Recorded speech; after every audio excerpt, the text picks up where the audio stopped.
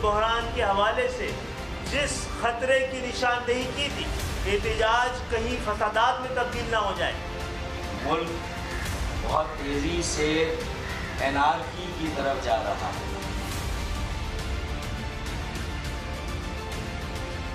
Election commission को आइन के मुताबिक इलेक्शन कराने चाहिए और आइन में लिखा हुआ है कि 90 दिन में इलेक्शन कराने हैं।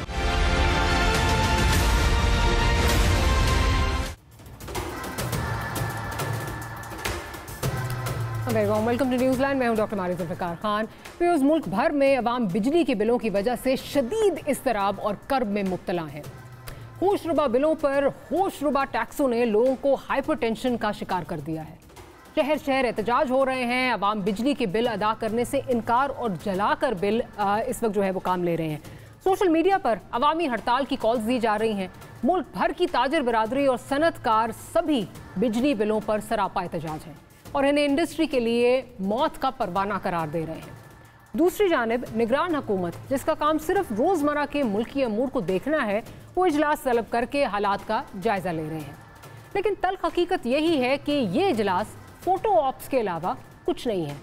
IMF के साथ हुए मुआहदे के बाद सार्फिन पर बोझ डालना, बिजली की पैदावार से लेकर तकसीम कारी का निज़ाम में पाए जाने वाली खामियों, बिजली चोरी के दायमी मसलों को क्या निगरान वज़ीर आज़म तलब करदा इजलास में हल कर सकते हैं?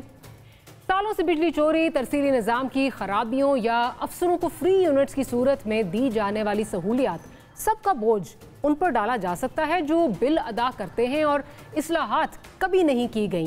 एक के बाद एक मुंतखब हुकूमत जो गुज़िश्ता 20 सालों से बरसरे इक़्तिदार हैं, उन्होंने भी बिजली के मसाइल को हल करने की बजाय सिर्फ एक दूसरे पर ही जिम्मेदारी डालकर काम चलाया है।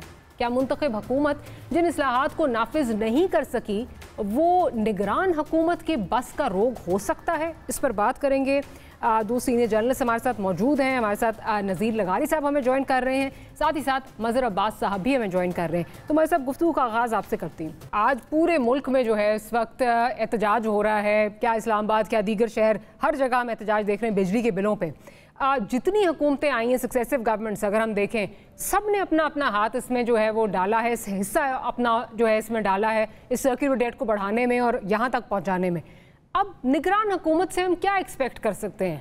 मतलब इन्होंने इलेक्शन करवाना है तो एक केयर टेकर सेटअप है, इसमें वो क्या बेचारे कर सकते हैं हमारे लिए? नहीं, जाहिर है ये बात आपकी ठीक है कि निगरान हुकूमत के पास कोई मेजर पॉलिसी डिसीजन भी वो नहीं ले सकते।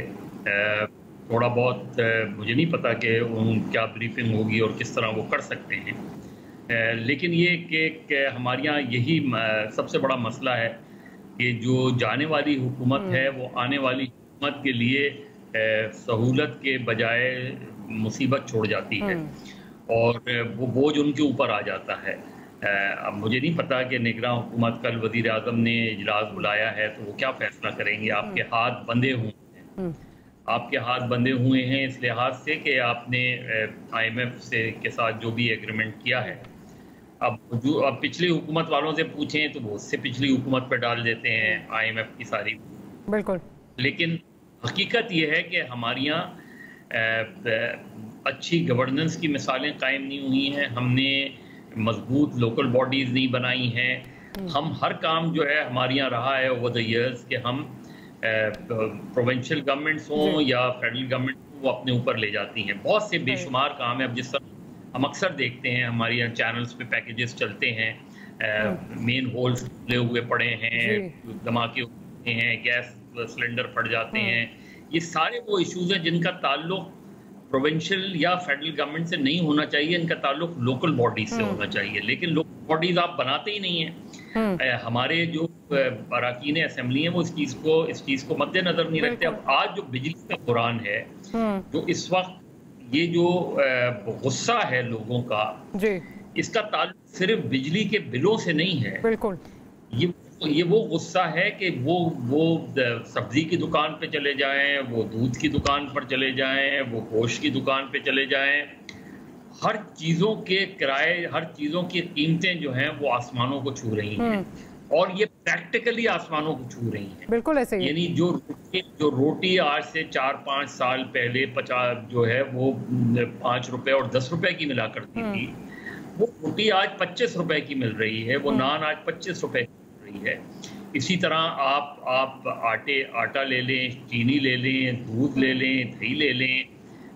जाहिर है कुछ चीजें ऐसी होती हैं जिसकी प्राइसेस फ्लक्चुएट करती हैं, लेकिन ओवरऑल हमने कभी भी इस तरफ तवज्जो नहीं दी। और इसकी जो सबसे नाकामी है मारिया जी, वो है कि हमने अच्छी गवर्नेंस कायम नहीं की। देखिए बहुत महंगाई का बहुत हद तक ताल्लुक, बहुत हद तक आप महंगाई को कंट्रोल कर सकते हैं अच्छी गवर्नेंस कायम करने से।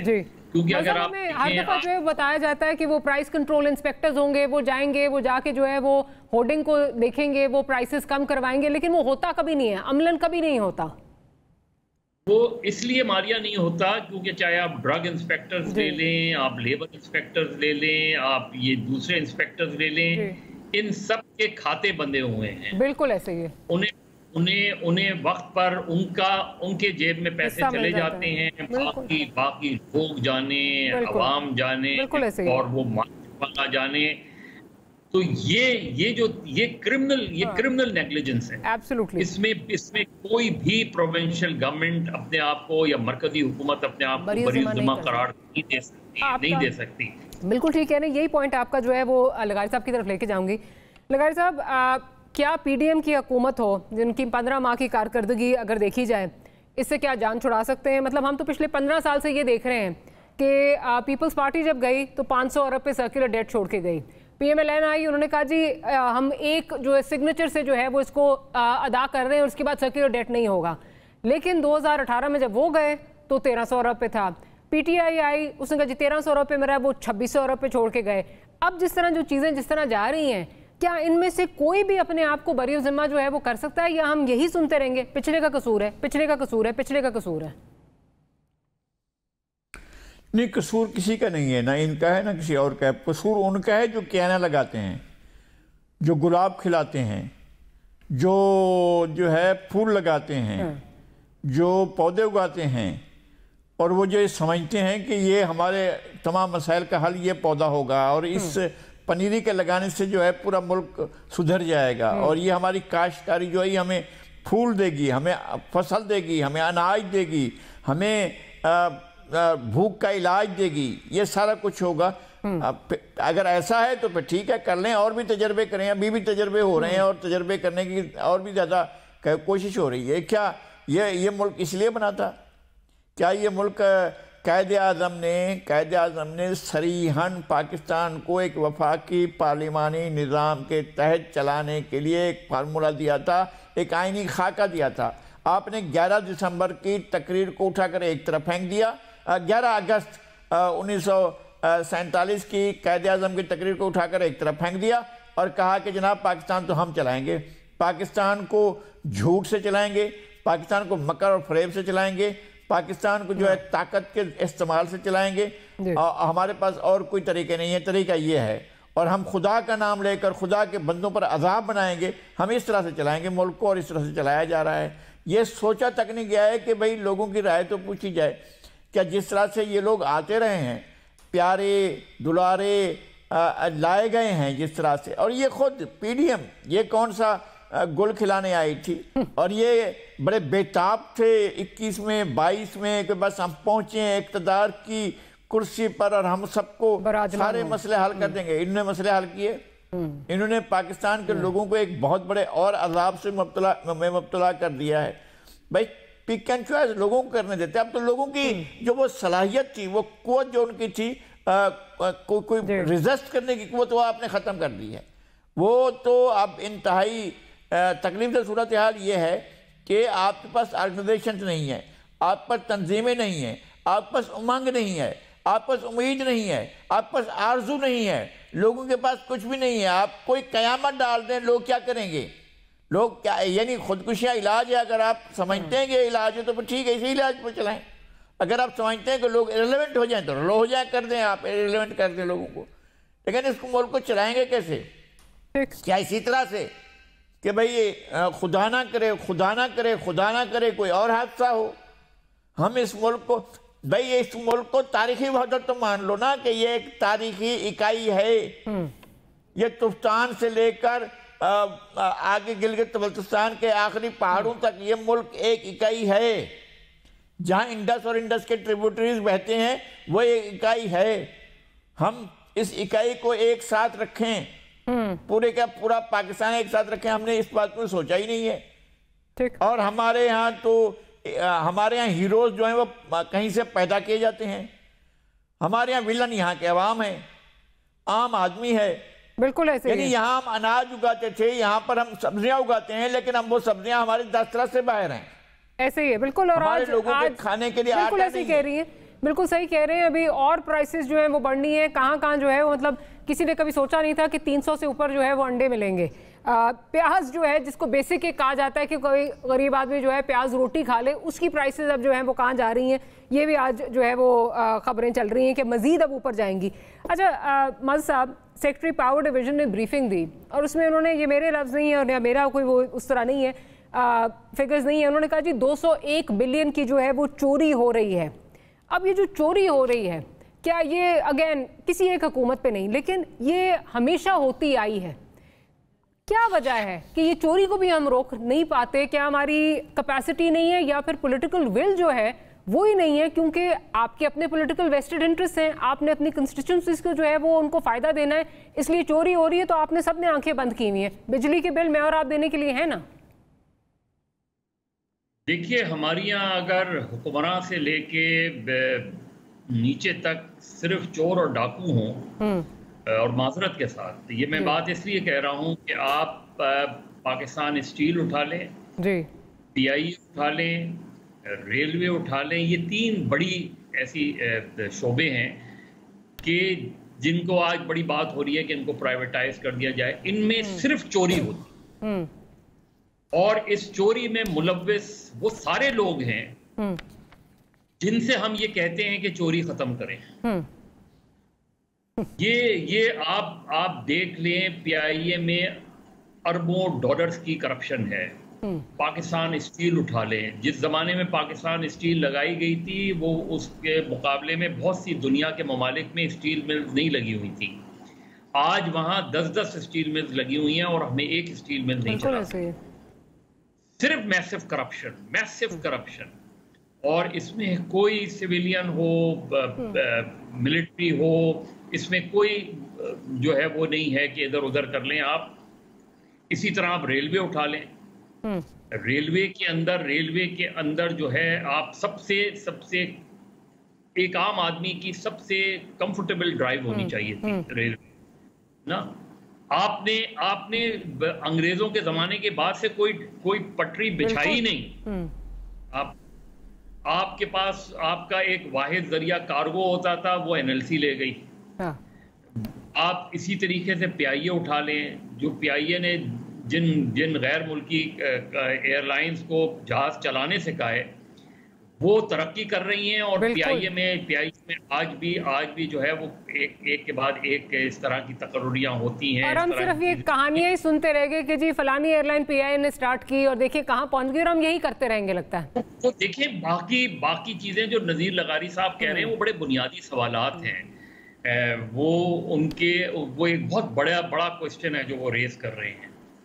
लेकिन मेरी कंसर्न ये है कि ये जितने लोग आए थे, क्या इनमें कोई भी ईमानदार नहीं था?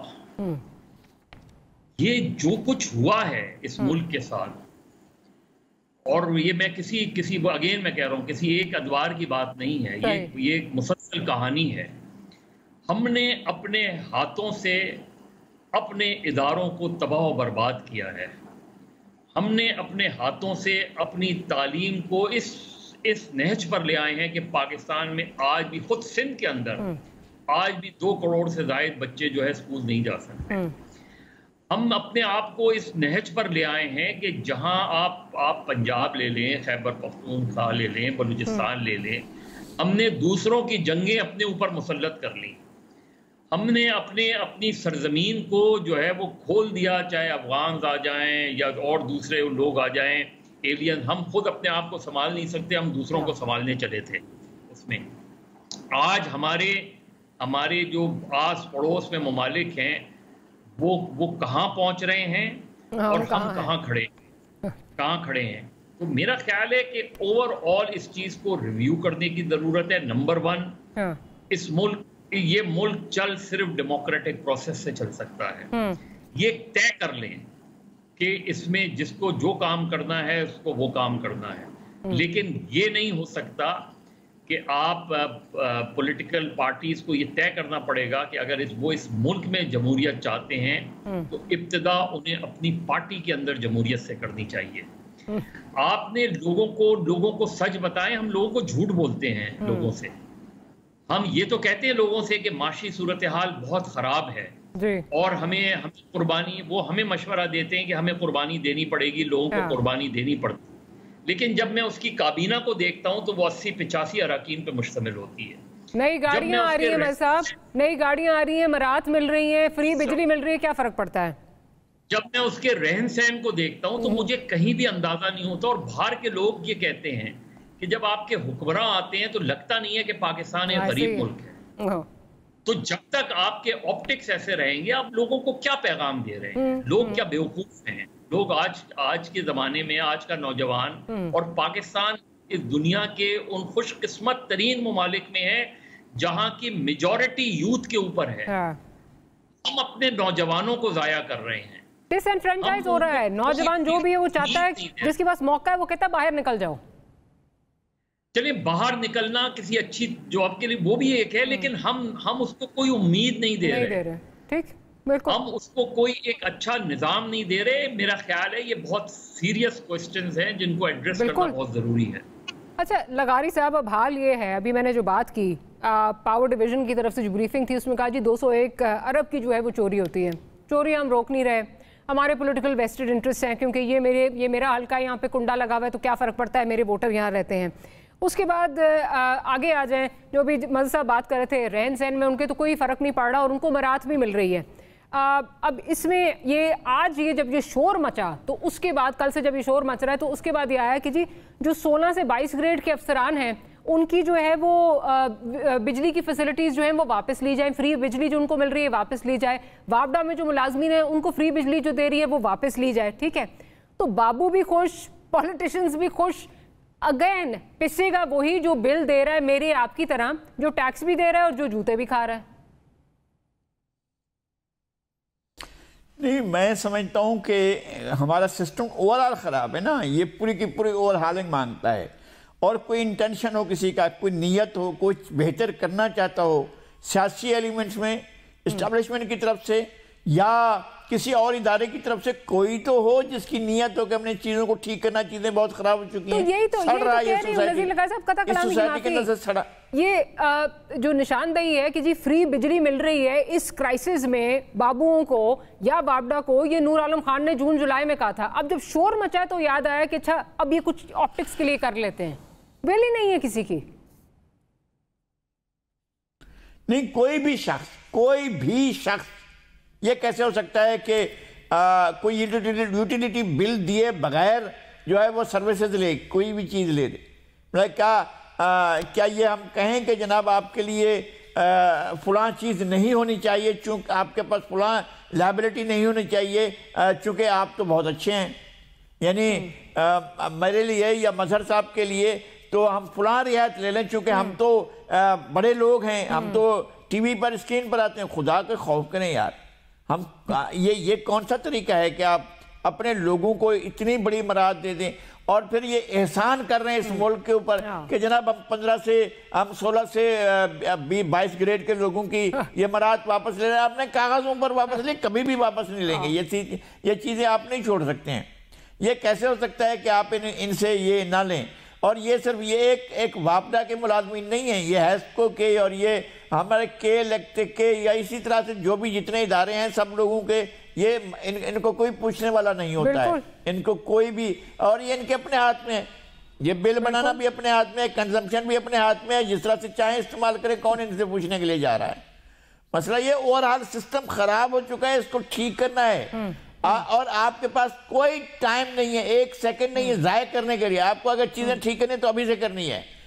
ये किसके पास विल है? कोई ये कहे कि जनाब ये मेरी विल है और मैं चाहता हूं, मेरी ये ख्वाहिश है, मैं इस मुल्क को एक बेहतर निजाम, जैसे शिकायत यही की गई ना, ये गवर्नेंस नहीं है हमारे यहाँ।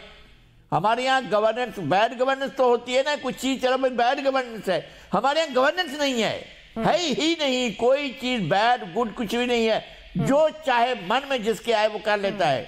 ये कोई मार्केट कमेटियां बनी हुई हैं। यही बात है, मार्केट कमेटियां क्या करती हैं? वो जो मदर साहब कह रहे थे कि लूट मार करती हैं वो, और जाकर वो जो चीज 5 रुपए बिक रही हो वो अपना हिस्सा लेने के लिए जाते हैं। सारे लोग हिस्सा लेने के लिए जाते हैं। अच्छा, और जॉब कोई भी पियून से लेकर बिल्कुल सब बिकती हैं, सब बिकती हैं। लगारी साहब ये ऑब्वियसली हम सब जानते हैं, सब बिकती हैं। मैं साहब एक चीज़, अब ये कहा जाता है जी जो ये निगरान हुकूमत है, खैर इस पर भी बड़े सवाल होते हैं कि ये इलेक्शन कराने आई है, ये इलेक्शन से आगे भी जो है वो रह सकती है। लेकिन ये था कि जी सारे जो मुश्किल फैसले हैं वो इनसे करवा लें क्योंकि उनके पॉलिटिकल स्टेक्स नहीं हैं। ये जो चीज़ें बात हम कर रहे हैं कि जी चोरी रोकना, जहाँ जहाँ जो है बिल्स पे नहीं हो रहे वहाँ पे आप बिजली देना बंद कर दें, या ये जो मराठ की बात हो रही है, क्या हम इनसे ये एक्सपेक्ट कर सकते हैं कि ये चीज़ें जो है रोक दें, ये अनपॉपुलर फैसले कर दें? बिकॉज इलेक्टेड नुमाइंदगान तो ये करने के लिए तैयार नहीं है, उन्होंने अपने वेस्टेड इंटरेस्ट प्रोटेक्ट करने हैं। देखिए, आपने पहले बात की बिजली की चोरी की, जो कहा जाता है कि इतने बिलियन बिजली चोरी होती है इस शहर में जिसमें हम रहते हैं। इस शहर में पानी चोरी होता है, और पानी इस तरह चोरी होता है कि जिसमें खुद वाटर बोर्ड के लोग मुलव्वस हैं। ऐसे ही है, बिल्कुल ऐसे। वाटर बोर्ड के अफसरान के अपने टैंकर्स चलते हैं, यहाँ इदारों के अपने टैंकर्स चलते हैं, यहाँ हर तरीके से तो पानी की कमी नहीं है इस शहर में।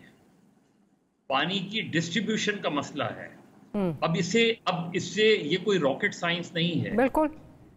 ये बहुत बेसिक गवर्नेंस का मसला है कि अगर आपको ये पता है कि 600 mg जो है 600 मिलियन mg पानी आपके यहाँ मौजूद है, तो ये क्या वजह है कि इतनी बड़ी तादाद में पानी चोरी होता है? क्या आपने सुना कि आज तक कराची में कोई पाइपलाइन फटी हो और उसमें से पानी ना आया हो? तो अगर पानी आ रहा है तो पानी मौजूद है, तो पानी चोरी कौन करता है? कौन है चोरी? जाहिर है एक आम आदमी को तो नहीं पता कि पानी कैसे चोरी किया जाता है। ये बगैर वाटर बोर्ड के कनाइमन से नहीं हो सकता। इसी तरह बिजली की चोरी का है। अब बिजली की चोरी कौन करता है? तो चोरों की निशानदेही करें, आप उन लोगों की निशानदेही करें ना, उनके खिलाफ सख्त कार्रवाई करें जो लोग चोर हैं। तो मसला सारा वही वाली बात जो आपने शुरू में कही थी, चोरी कौन रोकेगा जब सभी मुलव्वस हैं? जब आपने बिल्ली को दूध की रखवाली के लिए बिठा दिया है तो वो कैसे होगा? ये तो इट्स इम्पॉसिबल देन। कम से कम मारिया ये तो हो सकता है कि चूंकि निगरां वजीर आजम या निगरां हुकूमत के बज़ाहिर कोई स्टेक्स नहीं होते जी, कम से कम वो तो सच बता दें। सही कह रहे हैं वो तो ये तो बता सकते हैं ना कि ये बिजली अगर चोरी होती है तो चोर कौन है, ये अगर पानी चोरी होता है तो चोर कौन है। साहब उनके मासूम और वीक कंधों पे आप इतना बोझ डालना चाहते हैं? आपका ख्याल है वो ये जवाब दे सकेंगे? ये वो सवाल है जिनका जवाब हम सब जानते हैं, बोलने के लिए कोई तैयार नहीं है। नहीं, तो इनके अलावा तो कोई नहीं देगा। आपकी पार्लियामेंट है, पार्लियामेंट में आप वो उनको अपने लिए मराद लेने से फुर्सत नहीं होती, उनको क्या मराद देंगे? एटलीस्ट इतना तो हम एक्सपेक्ट करते हैं कि हमें फैक्ट्स बताए जाएं, लोगों को सच बताया जाए। आप मुझे बताएं कि पीटीवी की फीस में बिजली के बिलों के साथ क्यों दूं? बिल्कुल ऐसे ही है। जो पीटीवी सिवाय गवर्नमेंट स्पोक्समैन और उसके प्रोपेगेंडे के और कोई काम नहीं करता, आपने उसका बोझ भी मुझ पे डाल दिया। हर बिजली के बिल के पीछे आपको दर्जनों इश्तिहार नजर आते हैं। कभी हमें बताया गया कि उन इश्तिहारों से आपको कितना फायदा होता है? ये सारी चीजें, ये सारे फैक्ट्स, ये बात अपनी जगह है कि हमारे यहाँ जो आज ताजिर एहतजाज कर रहे हैं तो ताजिर भी बताएं कि वो कितना टैक्स देते हैं। बिल्कुल। ये जितनी मार्केट्स के ताजर जो है वो आस्तीने चढ़ा के इलेक्ट्रिक के लोगों को मार रहे हैं। एहतजाज बिल्कुल हक है, लेकिन वो खुद भी तो बताएं कि वो कितना टैक्स देते हैं। ये सारी बातें, क्योंकि हम एक दूसरे से झूठ बोलते हैं, हम एक दूसरे से सच नहीं बोलते, लिहाजा ये मसाइल हमारे गंभीर होते जा रहे हैं। और इसमें वो आदमी रुलता है जो है वो तनख्वाह पे गुजारा करता है, जो ईमानदारी से अपनी ज़िंदगी गुजारने की कोशिश करता है, उसी को आखिरकार खुदकशी पे मजबूर कर दिया जाता है। ऑन दैट नोट एक छोटी सी ब्रेक लेते हैं। हल क्या है, जिस तरफ हल की तरफ इशारा करते हैं कि जी वो फ्री एंड फेयर इलेक्शंस हैं, इलेक्शन जल्दी करवा दें तो सब कुछ हल हो जाएगा। इस पर बात करेंगे मल साहब से और लगारी साहब से एक छोटी सी ब्रेक के बाद। Will be right back.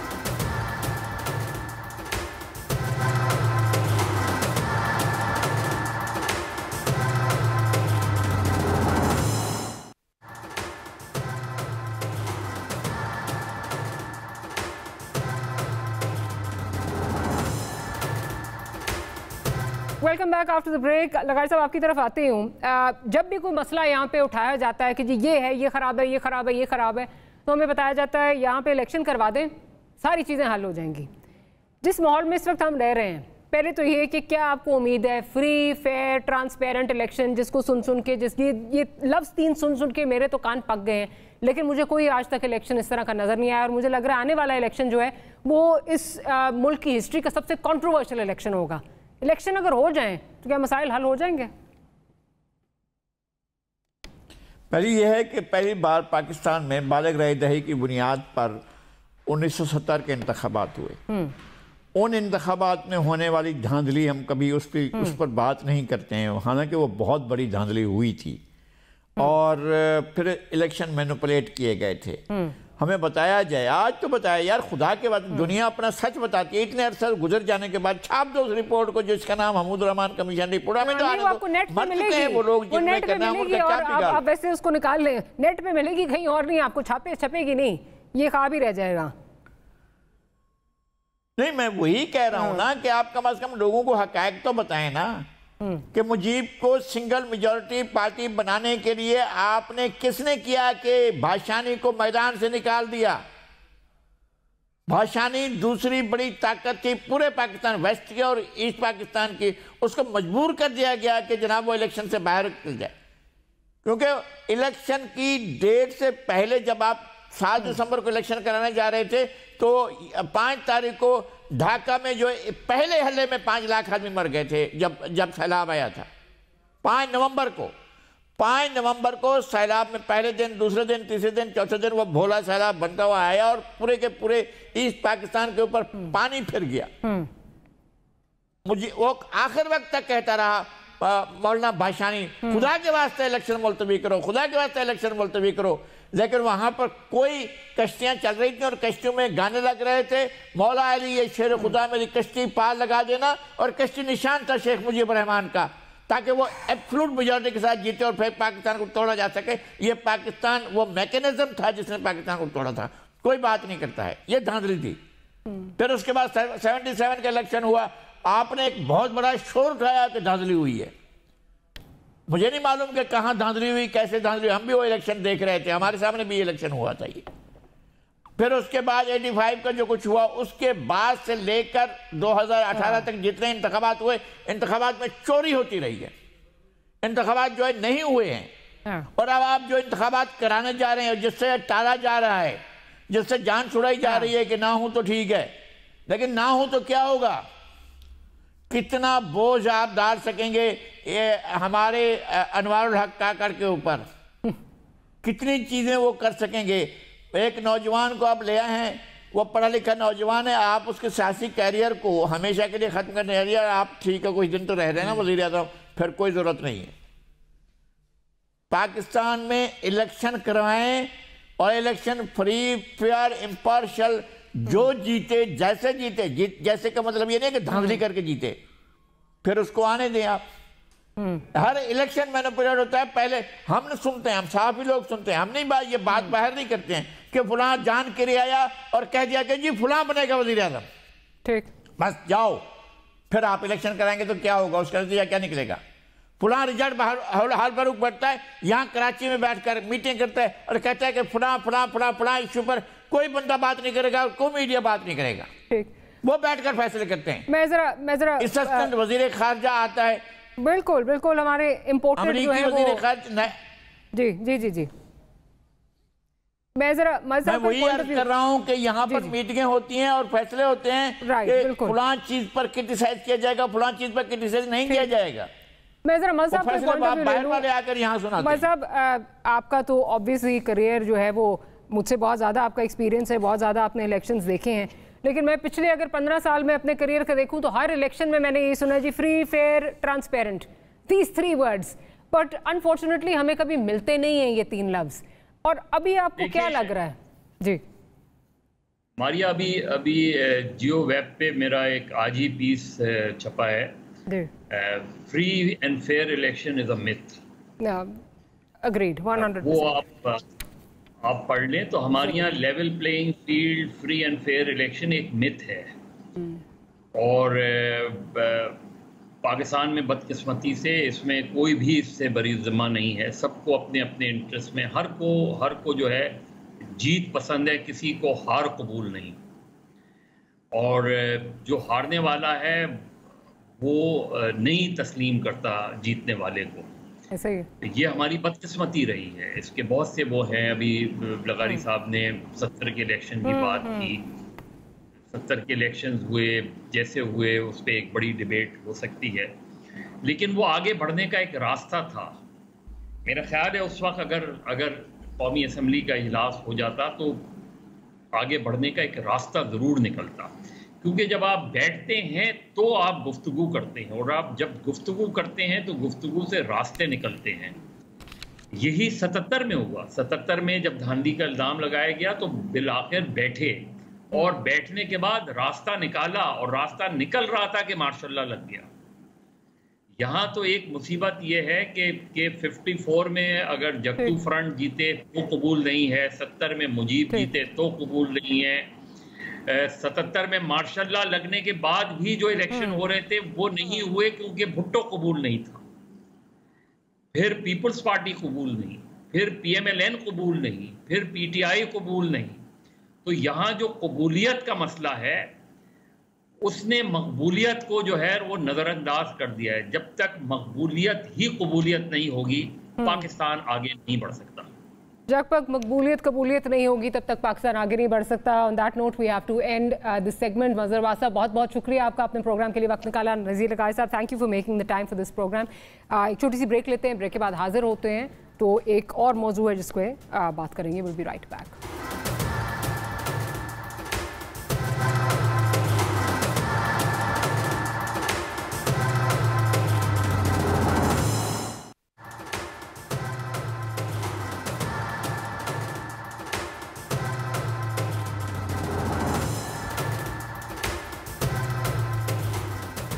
Welcome back after the break.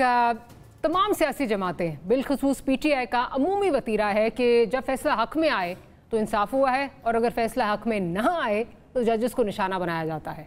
Islamabad high court के चीफ जस्टिस के मामले पर PTI का तर्ज अमल भी यही है, और बाकायदा एक कैंपेन चलाई जा रही है कि जिसमें chief justice Islamabad high court को उनके फैसलों की बुनियाद पर जानिबदार कहा जा रहा है। लेकिन हकायक ये हैं कि इस्लामाबाद हाई कोर्ट के चीफ जस्टिस ने चेयरमैन PTI के मुतालिक 36 पिटिशंस को सुना है, और इनमें मुतअद्दिद केसेस में न सिर्फ PTI चेयरमैन को बेल दी है बल्कि उनके हक में स्टे ऑर्डर्स भी जारी किए हैं। मगर इसके बावजूद PTI chief justice Islamabad high court पर जानिबदारी का इल्ज़ाम लगाकर कैंपेन चला रही है। PTI के इल्ज़ामात हकायक के कितने मुनाफी हैं, इस पर बात करेंगे। फॉर्मर अटॉर्नी जनरल अशतर औसाफ साहब हमारे साथ मौजूद हैं। अशतर साहब, ये बताइए कि एक हमारी पॉलिटिकल पार्टीज़ का जो है वो वतीरा नज़र आ रहा है, और ये सबके साथ है, लेकिन बिलखसूस आज अगर PTI की बात की जाए कि अगर फैसला हक में आ जाए तो वो कबूल है, और चीफ जस्टिस भी बहुत अच्छा है, या जो जज है वो बहुत अच्छा है, और अगर ना आए तो जैसे इस्लामाबाद हाई कोर्ट के चीफ जस्टिस के खिलाफ जो एक मलाइनिंग कैंपेन चल रही है वो शुरू हो जाती है। हकायक इस वक्त क्या हैं? ये नज़र तो ये आता है कि 36 पिटिशंस में से जो 36 पिटिशंस हैं उसमें रिलीफ ही दी जा रही है इस्लामाबाद हाई कोर्ट की तरफ से चेयरमैन PTI को। देखिए, सिर्फ यही बात नहीं है कि ये जो जंगें लड़ी जा रही हैं ये जंगें लड़ी जा रही हैं, पॉलिटिकल महाज पे ये जंगें लड़ी जा रही हैं स्ट्रीट्स के ऊपर, और आपने देखा कि किस तरीके से धरने और ये सारी चीजें, ये एक रीसेंट फिनोमेना है। और इसको मैं इस तरीके से देखूंगा कि पहले तो वॉरफेयर होती थी और अब ये लॉफेयर है, जहाँ पे जो सारे के सारे जो मामलात को ऐसे लीगल तरीके से उलझाने की कोशिश की जाती है। होता नहीं है, लेकिन एक अदालत जो है वो सुबह होती है जो कि असल अदालत है, और उसके बाद दोपहर में और रात में सब के सब वहाँ पे वकील के तौर पे भी बैठे हुए होते हैं और जज भी बैठे हुए होते हैं, और सारी वो एक्सपर्टीज अपनी अपनी बता रहे होते हैं, जो कि बेसिकली तो अदालत में होनी चाहिए। और आपने नोटिस किया होगा कि जो वकील सीरियस हैं वो कभी भी कोर्ट में अगर केस कर रहे हैं तो वो बिल्कुल भी उनके ऊपर जो कमेंट्स नहीं करते। मैं ये नहीं कह रहा कि कमेंट्री नहीं होनी चाहिए, बट कमेंट्री होनी चाहिए उन केसेस के ऊपर जो कि फैसला शुदा है, क्योंकि वो पब्लिक प्रॉपर्टी बन जाती है, उस पर आप जो मर्जी कहें। बट जब भी आप कोई जो पेंडिंग केस के ऊपर आप कमेंट्री करते हैं तो फिर वो उस जुमरे में आती है कि आप कोशिश कर रहे हैं जज के ऊपर और प्रोसीडिंग्स के ऊपर अपना इन्फ्लुएंस यूज करने की और ओवरऑल करने की जजेस को। तो ये एक ऐसा कदम है जो कि बिल्कुल which should be condemned. Indeed, it should be condemned. Independent point of view आपका चाहूंगी, इस्लामाबाद हाई कोर्ट के जो चीफ जस्टिस हैं, क्या आपको उनका तर्ज अमल टुवर्ड्स पीटीआई या चेयरमैन पीटीआई बायस लगता है? बिल्कुल भी नहीं, और उनका जो ट्रैक रिकॉर्ड है, आपने जिस तरह कहा कि 36 केसेस उन्होंने सुने, और वो मेरा ख्याल है मई से चल रहे हैं, और उसका डॉन में भी इसका जिक्र आया हुआ है, डॉन अखबार में, कि उसके अंदर बहुत सारे केसेस ऐसे थे जो रिलेट करते थे बेल से और बेल ग्रांट की, और बहुत सारे केसेस ऐसे थे जो दूसरे सूबों से मुतल्लिका थे, वहां पे भी ट्रांजिटरी बेल दी।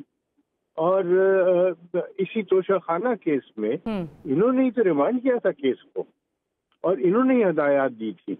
तो ये उस वक्त तो बिल्कुल कोई उनको बायस नजर नहीं आ रहा था। लेकिन एक और तशवीशनाक बात, और वो ये है कि ये सिर्फ एक चीफ जस्टिस के ऊपर ही नहीं किया जा रहा, ये पूरी कोर्ट पे किया जा रहा है।